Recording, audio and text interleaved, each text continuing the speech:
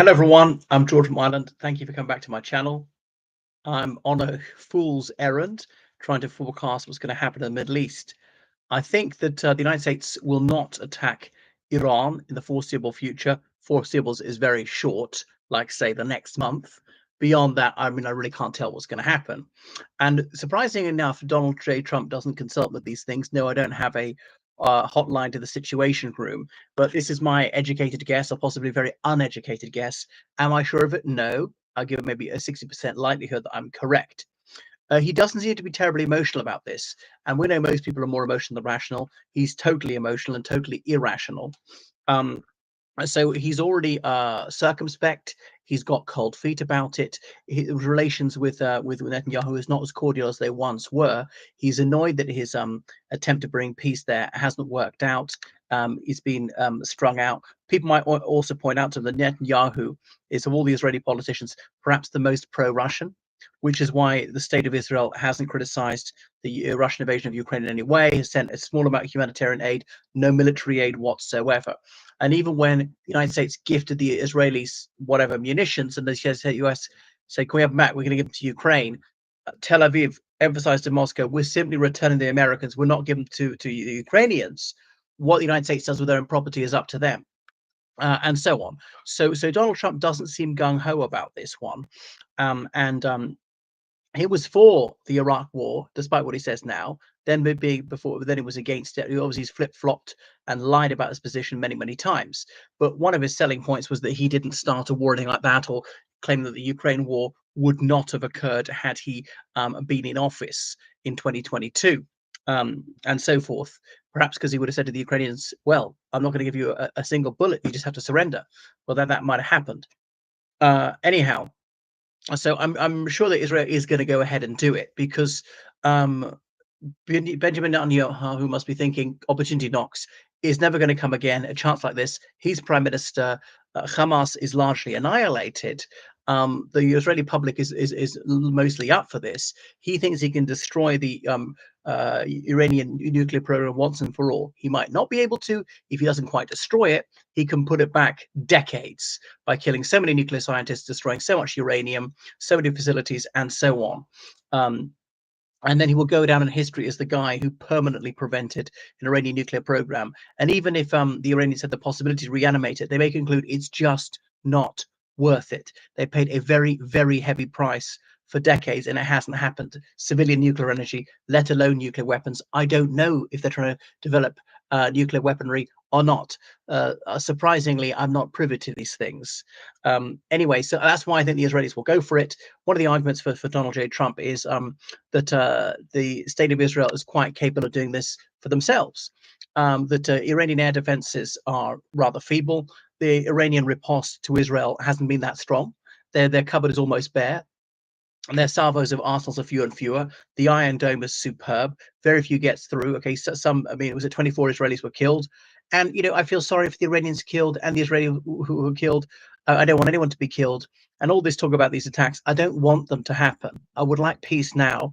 I would like there to be negotiation. And Israel's got no legal or moral justification for these attacks on Iran. Iran, I'm afraid to say, when they've been attacked, they are entitled to hit back. The Iranian government, whether it's good or evil, and it is evil, Iran is a sovereign state, is entitled to defend itself, and attack is the best form of defense. And obviously, Israel started it. I mean, it depends how far back you choose to go. 1979, all right, then, Iran supporting some of Israel's foes, and Iran calling for Israel to be wiped off the map. I certainly don't want that to happen. But obviously, the Iranians can say, "Yeah, but you backed our mortal foe, the Shah of Iran, who was bitterly unpopular by the end." Goodness. So what's going to go? What's going to happen? But some of the nuclear facilities apparently 80 meters below ground, and only the Americans got the bunker busters bombs that can be sure to get those. I mean, the Iranians might be smart enough to remove some of that and spread it all over the country, so that you just couldn't get everything. Would the Pakistanis even allow them to move into Pakistan?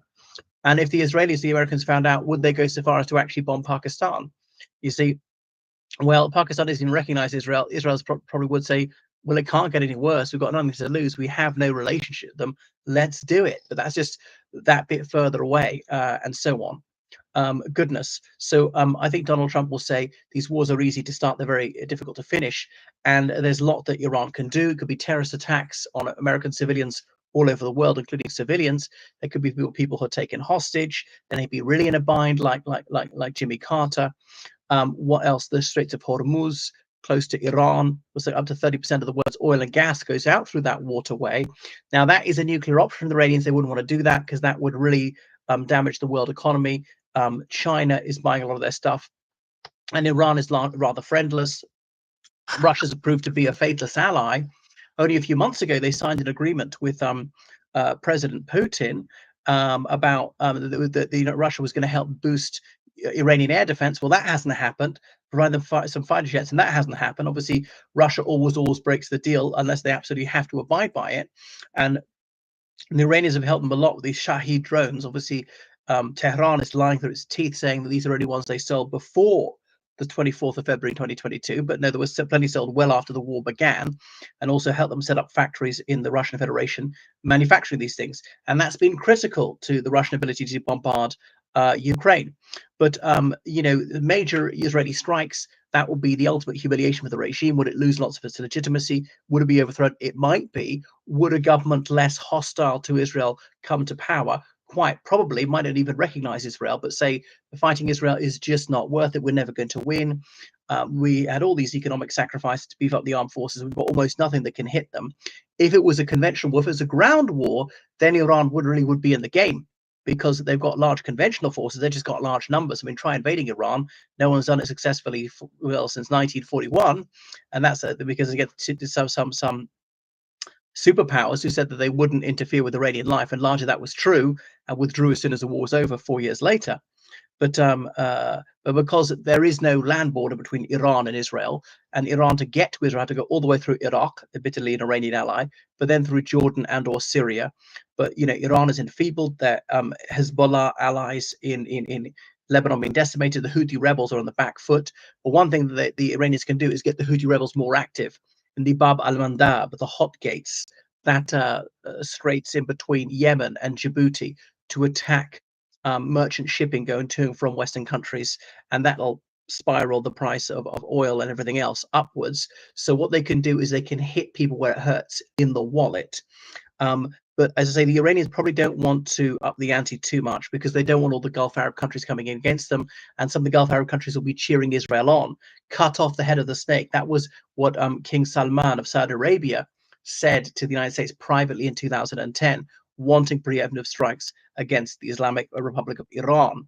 There's been this long rivalry between the Arabi and the Persia down the centuries. In the Persian Gulf, as we call it historically, now the Arabs are trying to have us call it the Arabian Gulf. Qatar is the only Gulf Arab country that is amicable with Iran.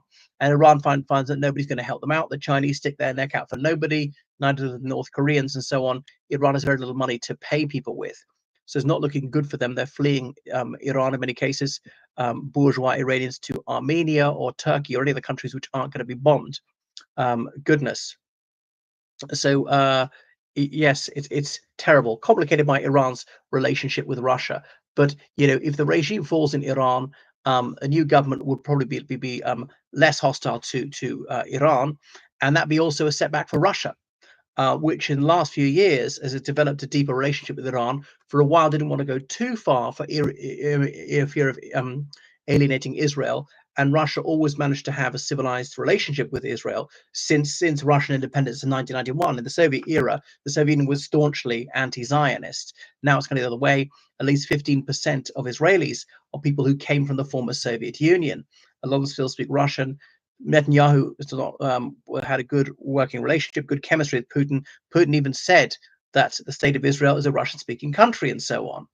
But also because Russia became quite close to Iran, that's why relations are soured between Russia and Israel, and that's why Russia strongly criticized what Israel's doing. But Israel and the United States are having none of this effort by Putin to mediate and say, well, why don't you trust me to keep Iran's uranium safe? Well, they're not going to fall for that one.